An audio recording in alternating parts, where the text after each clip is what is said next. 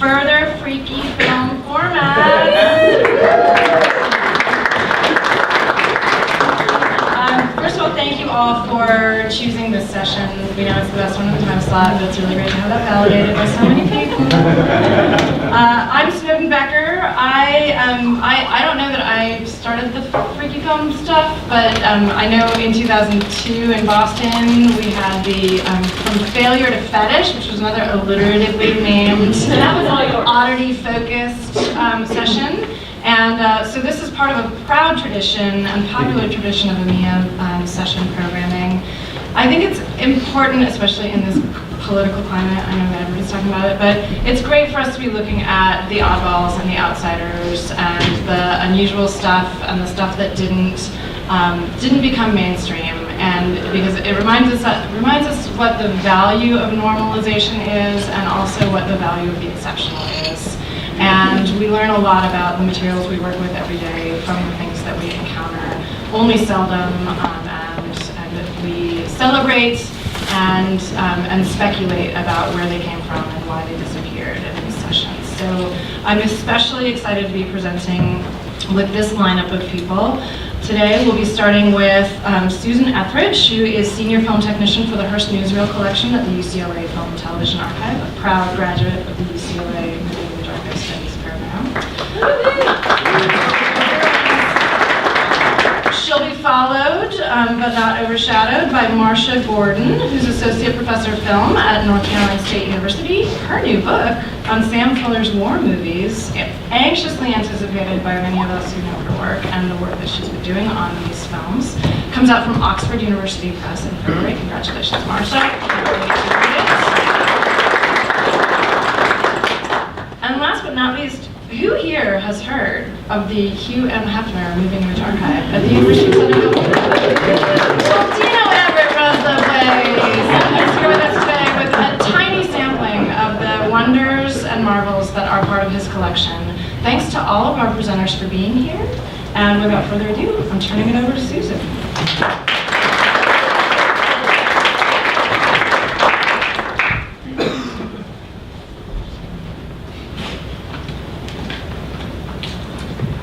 Hello, I'm Susan Etheridge, and today I'm going to discuss a further freaky film format.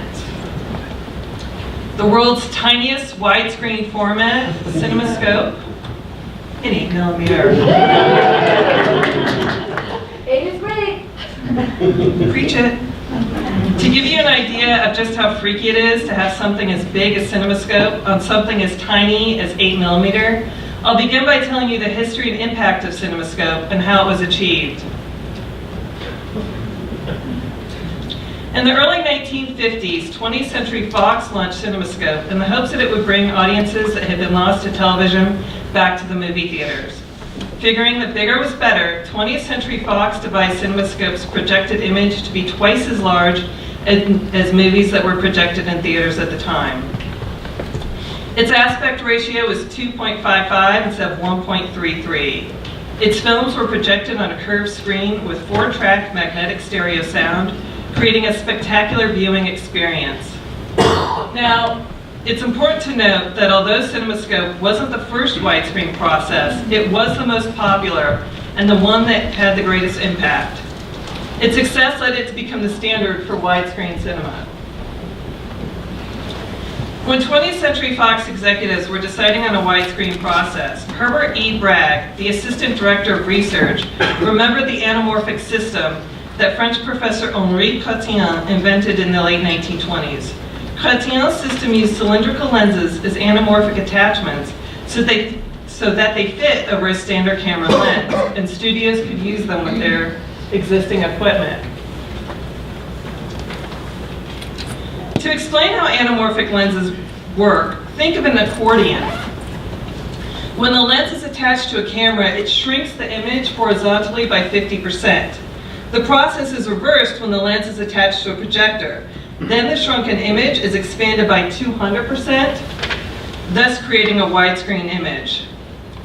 Bragg thought that since this system expanded the image without changing the size of the film or using more than one reel of film, it was a perfect system for 20th Century Fox to develop further. After meeting with Chrétien, 20th Century Fox executives decided on purchasing his system to develop for their own needs. They named the system Cinemascope. Cinemascope dominated Hollywood throughout the 1950s because of its easy implementation. For studios, all that was required was the purchase of the anamorphic lens attachment. For theaters, all that was required was the lens attachment, a curved screen, and additional speakers for the stereo sound. Cinemascope's popularity led its technology to be on numerous hits such as How to Marry a Millionaire, 20,000 Leagues Under the Sea, Guys and Dolls, Lady and the Tramp, Bus Stop, and Gigi.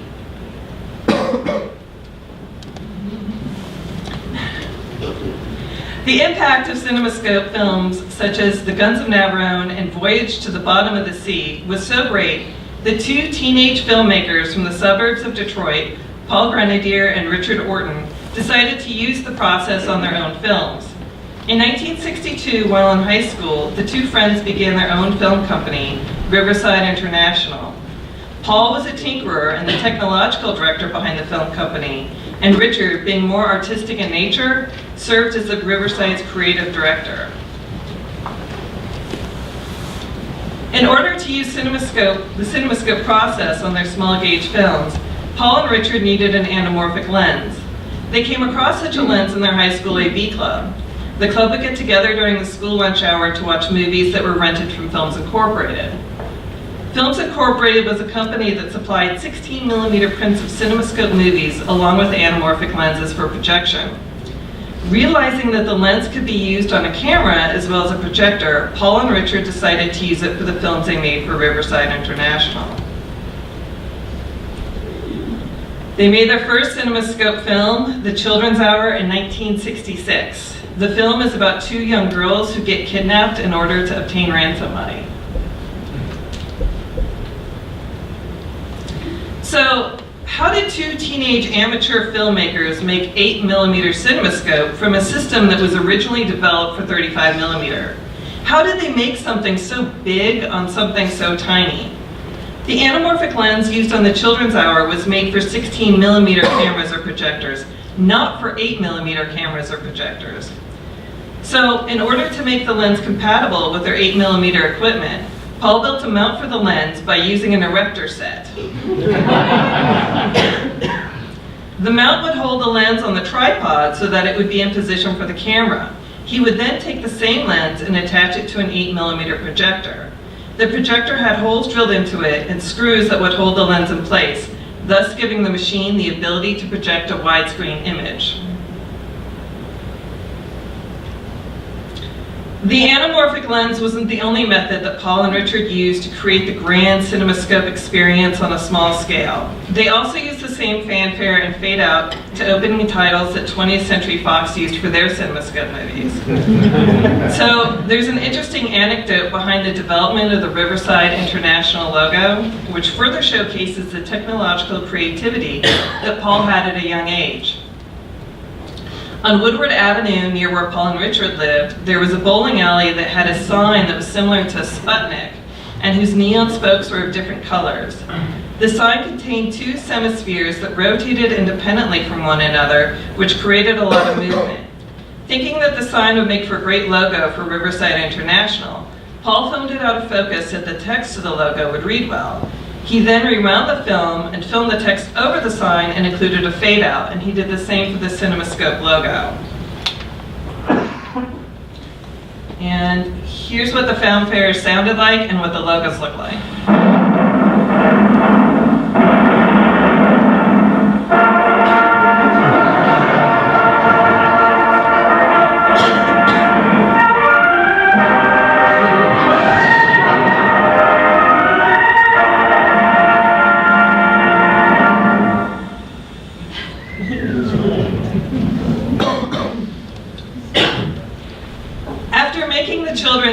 Which was their only Cinemascope movie on regular 8mm, Paul and Richard continued to make films throughout high school and college. They used the Cinemascope process on their Super 8 films, Footbridge and Die Die My Roommate. Really, really good film. After college, both went on to grad school for filmmaking. Paul attended the University of Southern California, and Richard attended the University of California, Los Angeles. After grad school, Paul worked as an afternoon TV show host for a local station in Michigan, and he then produced commercials for an advertising agency in California. He passed away in 1993. Richard went on to make films for a small industrial film company in Southern California. Then he did design work for the May Company and Belkin Computer Products. Richard now lives in Santa Monica, and he's here with us this afternoon. Thank you, Richard.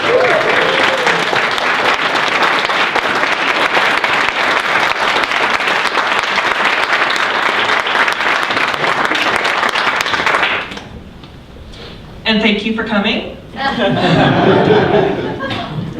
Please feel free to contact me at the email address listed on the screen. And now on to Marsha Gordon. Oh wait, we have to play first. Oh my gosh! That's cool. So why don't you bring them up to speed as to where we are in the film? Okay. Oh, we need to put the little... Yeah. And unfortunately, we can't bring the lights down, so. Right. Well, that's what we do. So at this point in the film, the children have been kidnapped. The parents have left the ransom money behind a bench, and the kidnapper has taken the ransom money. So now the parents are chasing after the kidnapper to rescue their kids.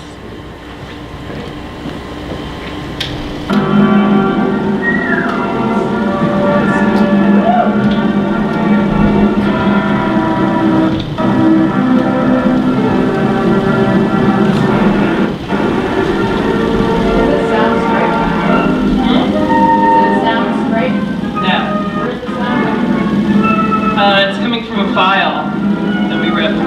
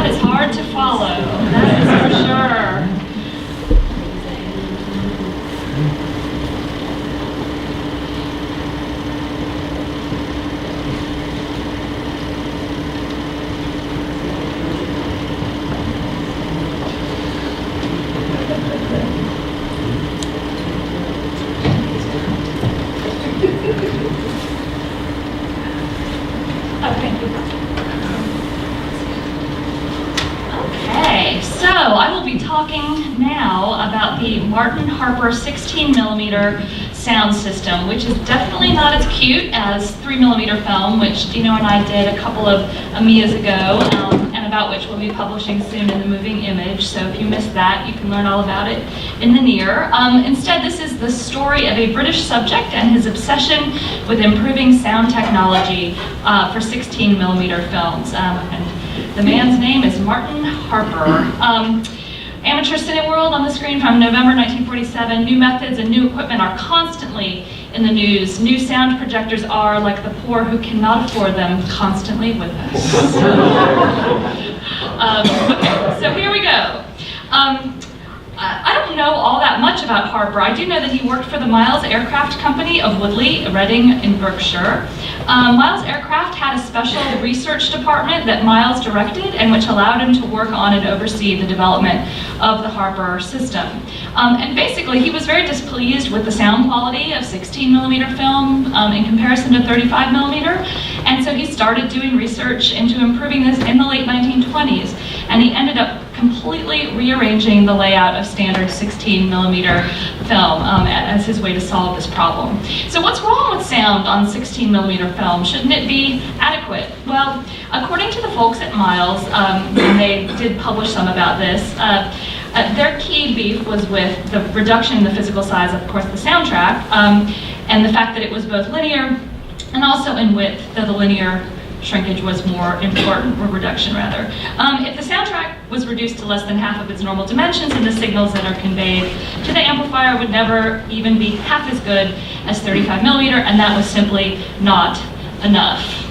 So, what Harper did is he developed this 16mm sound film with 35mm soundtracks. These were contact printed, full 35mm soundtracks on 16mm film. And you would project this at a standard 35mm sound speed, but you would project only every other frame. So each frame of the Harper system is basically half the height of 35mm film, and as you will see, it alternates upside down and properly oriented. So when you got to the end of the reel, instead of rewinding, you would just project it again to see the frames that were skipped the first time through. So every other frame of the film is upside down with the two soundtracks running down both sides. This was touted as an unbelievable advantage since the reels did not need to be rewound, although amateur Cineworld wondered in 1947 if it was, quote, quicker to transfer the reel you have just used to the feed arm, or is it better to put on a new spool? Adding helpers usually work in teams and can be getting the second spool on while the first is running out. So even in the 1940s, innovative time-saving techniques were being questioned.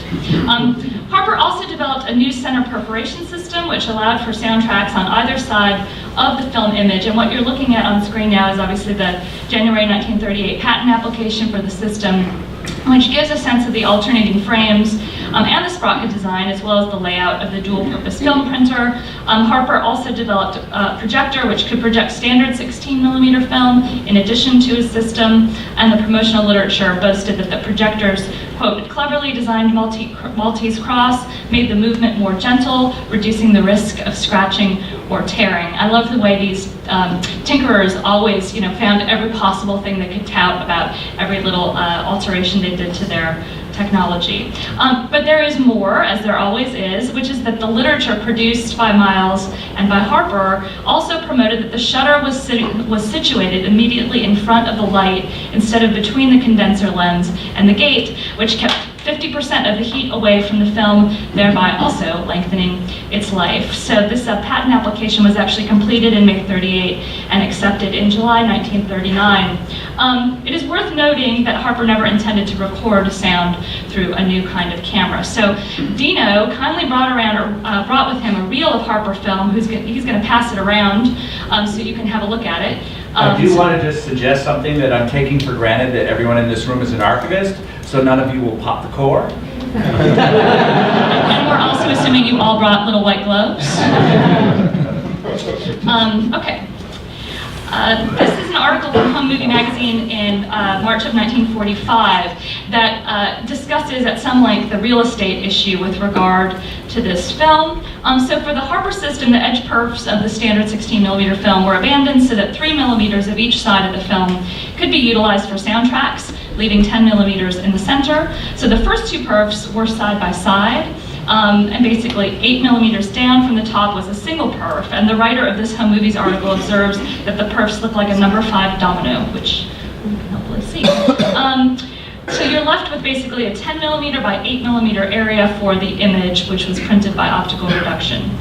This is getting a little bit in the weeds, but Alan E. Lott, who has written the only article I have found that really details the system, describes the film in detail, and I'll just read you a couple sentences from that. He says, the height of the 35mm picture frame is 18.75mm, and this was divided as follows. 2.75mm was utilized by 2 perforations of 35mm standard size, either side just inside the 3mm margin reserved for the soundtracks. The two 8mm spaces for the 16mm frame heights plus the 2.75mm perforations equal the 18.75mm of the 35mm frame. At later stage of development, this format was modified slightly to accommodate a third centrally placed sprocket hole. This was apparently to ease the strain on the film, now traveling at the higher speed of 18 inches per second. Remember that in the 1930s, much triacetate film was liable to become brittle and crack, and much development was being carried out by the manufacturers to improve its flexibility and long-term characteristics. Harper designed a new film perforator to produce this new type of 16mm film stock. So Dino was kind enough to prepare for us a sample, an illustrative sample. Dino, do you want to talk about this and tell people what they're looking at? It's beautiful. Just for comparison, just the different soundtracks on the substandard films alongside the Harper, because it looks cool. I mean, it's mesmerizing. We could watch this for an hour, right? So yes. Do you want to talk about anything else about that? Just when we get to the thing, okay. I'll talk about the Okay. complications.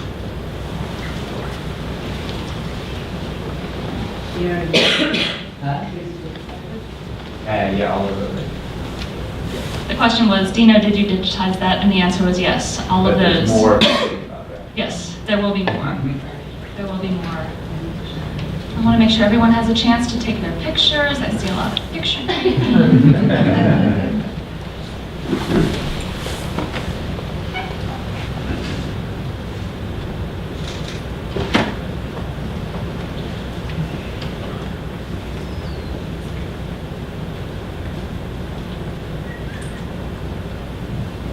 I know, it's really beautiful, right? This will be Dina's next experimental film. Okay.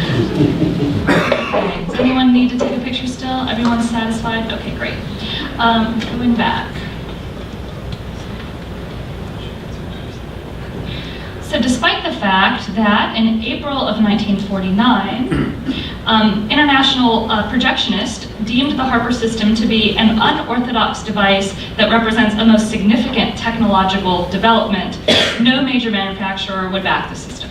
So very few printers, projectors, or films were produced. Dino thinks there was probably only one projector produced. I don't know if anybody ever comes across one or knows where one is. I know Besides at the museum. Besides at the Miles Museum, which we both tried to contact and have had no luck. So also if anyone would like to stop by the Miles Museum and see if they'd like to give their projector to Dino. This was despite very earnest attempts to tantalize potential buyers by marketing the idea that 35mm films were just too expensive to project to small audiences, but 16mm reduction prints would be viable and widely popular for like home use or smaller screening situations. Miles Magazine, which was published by Harper's employer, published a story in October 1947, and the author of this article refers to Harper's system as now perfected, giving characteristics exactly equivalent to the reproduction of a 35mm film in all theaters today, and unfortunately that is not Mr. Harper.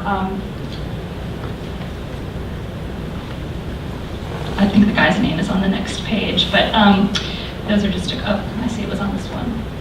That's Mr. Snell, not Mr. Harper, who no doubt was working on the project, but those are a couple images of that. I did find a brief mention of it in International Projectionist in April of 1949, which shows the novel format. And the only other reference that goes into, oh, I saw cameras come out. Rachel, it's not too late. I'll give you a chance later. In January 1962, Amateur Cineworld got a query from C.E. Cantwell of London, who acquired some of the film and wanted to know what it was, and somehow they identified it, which is really impressive that they could figure this out given how limited its circulation was. And of course, the fatal flaw of this is that despite the improvements in sound quality, clearly there must have been significant concern about the idiosyncrasies of the format, which would require special film that could not be projected in a normal projector. So, and obviously he was much more interested in sound quality than image quality. So, Dina's going to say a couple words before we show a digitized version of this, since the projector, as far as we know, there is no projector here in this country. So, Dina, do you want to say a couple words?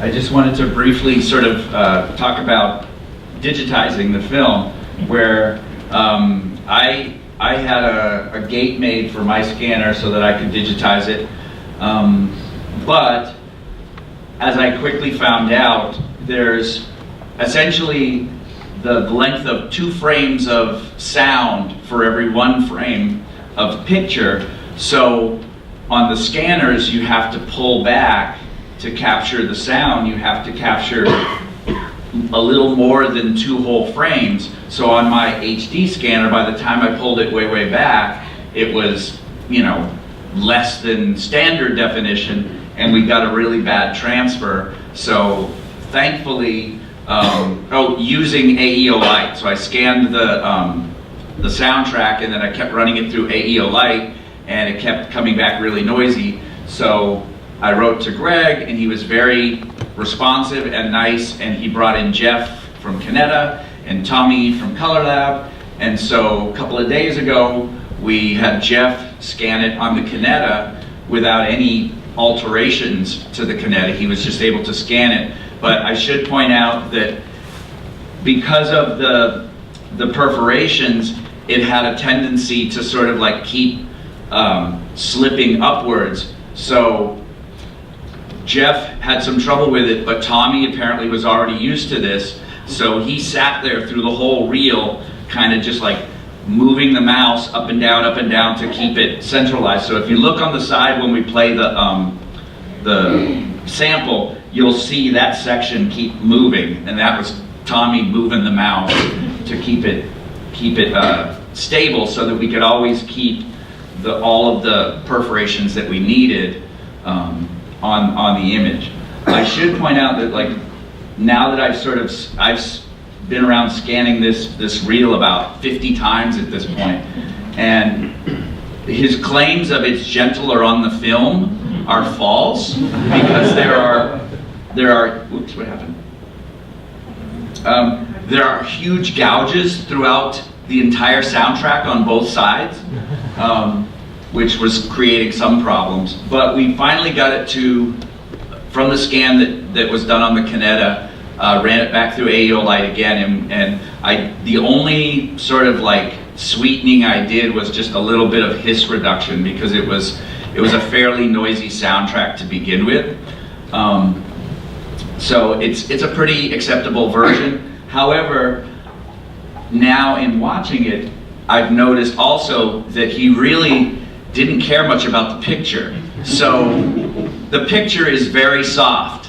So I know enough 16mm film collectors that they wouldn't have cared about the sound if the picture was soft. So ultimately there were a lot of reasons, I think, why nobody went for it. But we do have a sample that's about 3.5 minutes long that we're going to play for you. Do you know where'd you get the film? This is when you get known for something. Because sometimes weird things pop up on eBay, but you have to always be searching eBay. But thankfully, I got about 10 different emails about this thing. Like, do you know what this is? And I was like, oh yes, I know what that is. And I just made sure that I was going to get it. So as I do Mac user, I don't know how to get rid of that top and bottom bar when I hit play here. There's Command F.